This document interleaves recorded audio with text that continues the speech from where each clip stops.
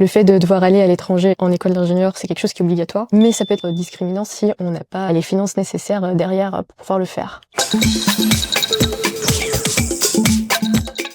Tout à fait, la question de l'accessibilité de ces échanges, elle se pose. Il y a des pays pour lesquels le coût de la vie, je prends l'Angleterre par rapport à un pays d'Amérique du Sud, il va pas du tout être le même. Pareil, s'il y a des doubles diplômes, parfois il faut payer l'université. En plus, qui a des coûts exorbitants, puisqu'on n'est plus en France. Donc ça dépend, il y a plusieurs façons d'y remédier. Donc il y a quand même des pays qui offrent des échanges avec des coûts relativement bas, ou selon les partenariats des écoles, parfois zéro coût, c'est gratuit. Aussi, un format qui est assez classique, c'est de faire une césure donc d'1 an, de faire 6 mois de stage, et ensuite, avec ces 6 mois de stage et les sous mis de côté, de pouvoir payer sa mobilité pendant les 6 prochains mois. C'est quelque chose que pas mal d'amis ont fait aussi. Donc il y a plusieurs façons d'y remédier, mais il y a quand même un blocage certain qui vont éliminer au moins certains pays, comme je pense aux États-Unis, où le coût de la vie et le coût de l'université est extrêmement cher.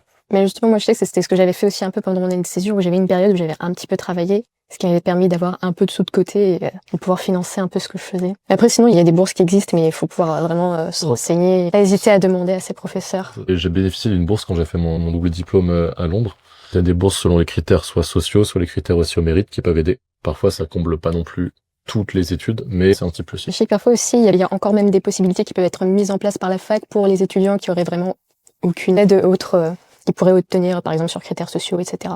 Il faut savoir se démêler. Forcément, il va y avoir des destinations peut-être de rêve qui vont sauter, mais chaque étudiant trouve une mobilité. Je connais aucun étudiant qui n'a pas pu partir.